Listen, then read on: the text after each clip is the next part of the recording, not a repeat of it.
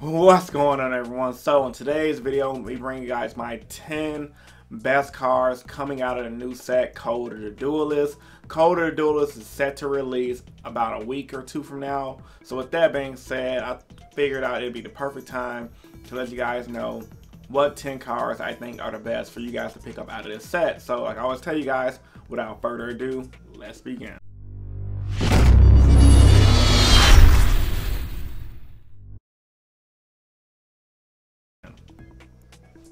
Starting out by saying, Code of the Duelist is the newest set, the first set to introduce Link monsters outside of the Link structure deck.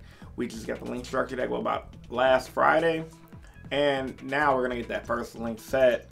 And one thing I think is funny, because like if you guys ever notice, anytime a set has Duelist in the title, like Duelist Alliance and etc., they always have a lot of phenomenal cards, and I believe Code of the Duelist have a lot of phenomenal cards in this set. So now with number 10, Stargrails. Now, I know I said top 10 best cards to pick out of the set, but Stargrails is an archetype that a lot of you guys probably should be investing into, because it is a very, very fast archetype that abuses the Link mechanic. Matter of fact, I have some B-roll right here on the screen to show you guys how powerful the archetype is and how fast it spams. It's based off of normal monsters, and once again the whole goal is to spam out Link monsters. Now, based on OCG results, the Stargrail archetype did pretty good in the first few seasons of the Link era, and it does pop up in major tournaments from here and there because it is like Link Turbo, similar to how when Synchros first came out and everyone was running the quick draw Dandelion Synchro centric deck. Stargrails is a Link-centric type of deck where it's going based on spamming this field out. So with that being said, if you guys open up a solid hand, you can potentially co-link the entire field and lock your opponent out of using the extra deck and just win the game. So Stargrails on this number 10. Pick up everything associated with it just to make a quick buck and or invest into a great deck.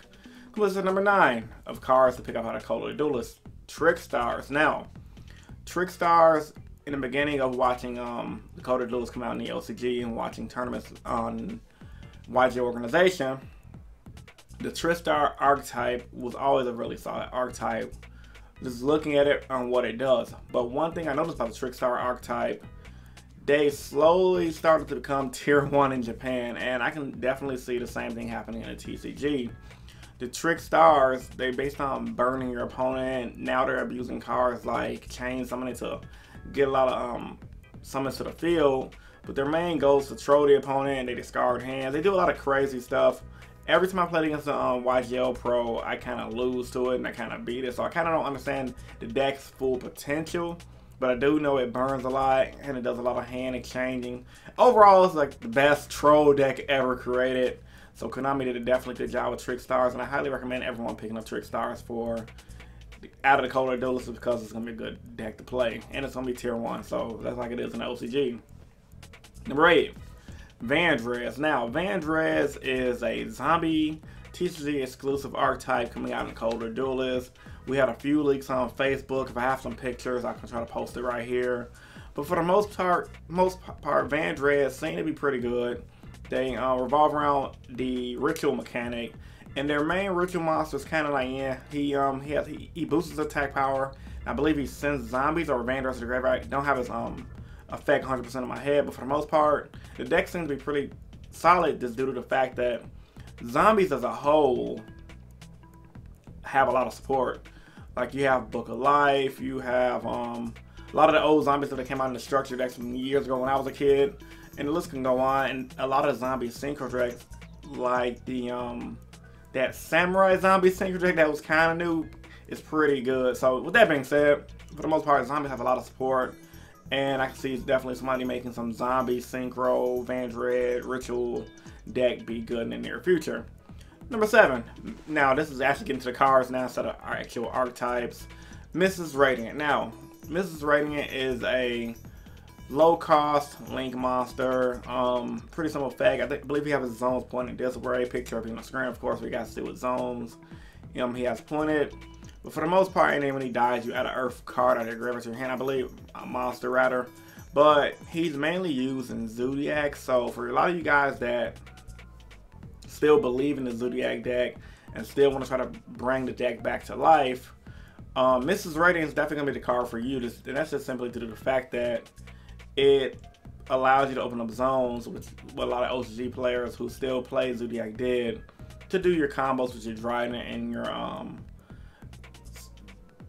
Dryden and your Digustum Emerald, and etc, etc. So with that being said, overall it just helps Zodiac. So still want to play Zoo, pick it up. There's no telling what Konami's going to do to TCG when it comes down to Zodiacs, but if they don't hit it as hard as we would like, Mrs. Ratings are going to be a good card.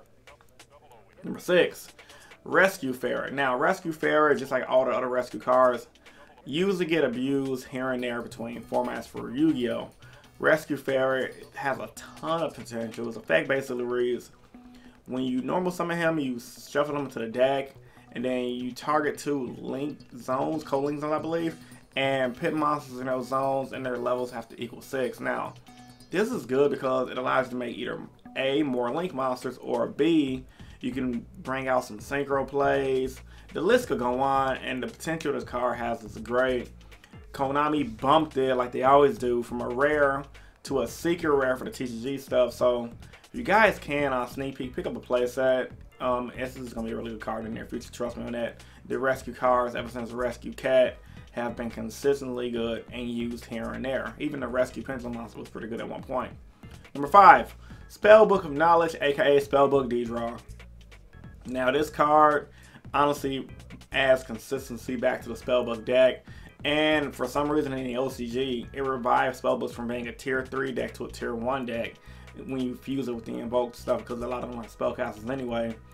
And Spellbook of Knowledge, for you guys who do not know, you send a Spellbook card from your hand to the graveyard to draw to, I think, a Spellbook and or a spellcast type monster from your hand deck to the graveyard, not from deck, but to draw to. And I believe you could tribute a spellcaster or a spell monster on the field. Correct me if I'm wrong once again. Send it to the graveyard to draw 2. So overall, solid card. I guess the deck needed it to be consistent. It is better to have in the game than Spellbook of Judgment. That card was nuts. So with that being said, Spellbook of Knowledge is good. Definitely pick it up. Number 4, Guide of Saber Lightning. Now, Guide of Saber Lightning, I really don't care for it. And I definitely see in the future that it might not be that abusable just due to the fact that he's a vanilla monster and he just opens up link zones. In the OCG, I believe he was a super rare, so that's not even that relevant. But the Konami TCG bumped into a secret just due to the fact that Stargirls can and will abuse this card. Same goes for decks like, if we don't get Proxy Dragon in the TCG anytime soon, decks like Spirals will abuse this card to try to co-link up all the zones to lock your opponent out of extract, which is why this card is going to be used and abused for the TCG for the meantime. Pick a playset if it's cheap. I wouldn't go ahead and blow all my money on it, but it's definitely a card that's going to see a lot of potential. Number 3. Now this is coming some of the cheaper cards of the set, and then my number 1 card, a lot of you guys already know what it is already. Number 3, Back to the Front. Now Back to the Front is a card that a lot of people do not know what it is. Well, a few people here and there know what it is, but it's pretty much a simple effect. It's a trap card, normal trap card. You activate it, special summon a monster out of your graveyard in defense position. Now, why is this card good? In 2 decks, it kind of revives in the OCG. You have Sotelo Knights, you can bring back the Neb, and you have in Heroes, you can bring back your Shadow Mist. Now, the reason why this is good is because, unlike Call of the Hunted, where it brings back an attack position and you can negate Call of the Hunted if you chain MST to it, hashtag MST negates, you can just activate it and they can't stop it. Once they activate it, you activate it unless you have a card that says negate activating the card and destroy it. So overall, it's a solid card. It's good for the defense and it's abusable in Heroes. Hero decks in Japan run 3, so yeah. In TCG, we should definitely do the same thing. Number 2, Recall.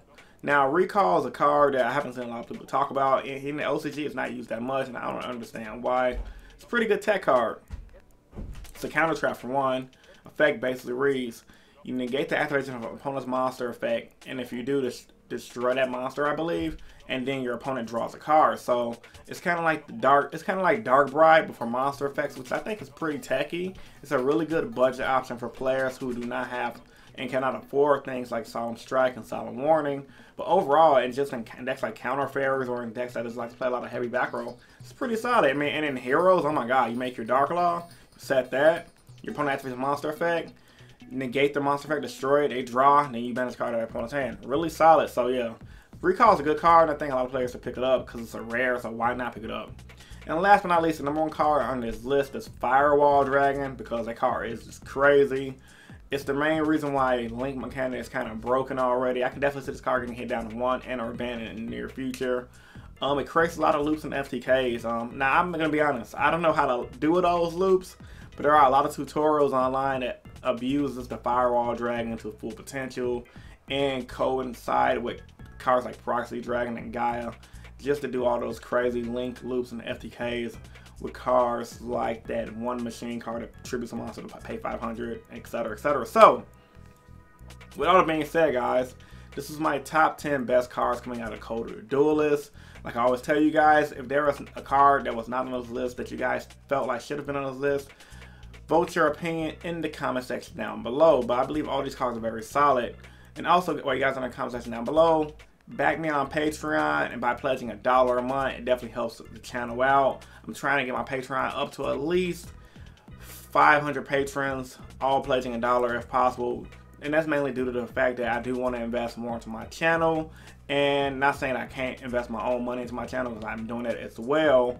But I want the investments to be a lot faster, because I do want to try to get a camera, a better camera, and I want it faster instead of having to save and wait. And then not to mention by investing into my Patreon, just for $1 a month, I'm doing it so all my live streams that are an hour or longer more, if you guys don't catch them right away, you guys can catch them on the Patreon. So yeah, check that out. So all that being said, guys, this is Chris from Innovation Yu-Gi-Oh! And I'm signing out. Peace, guys. Stay innovative. Deuces.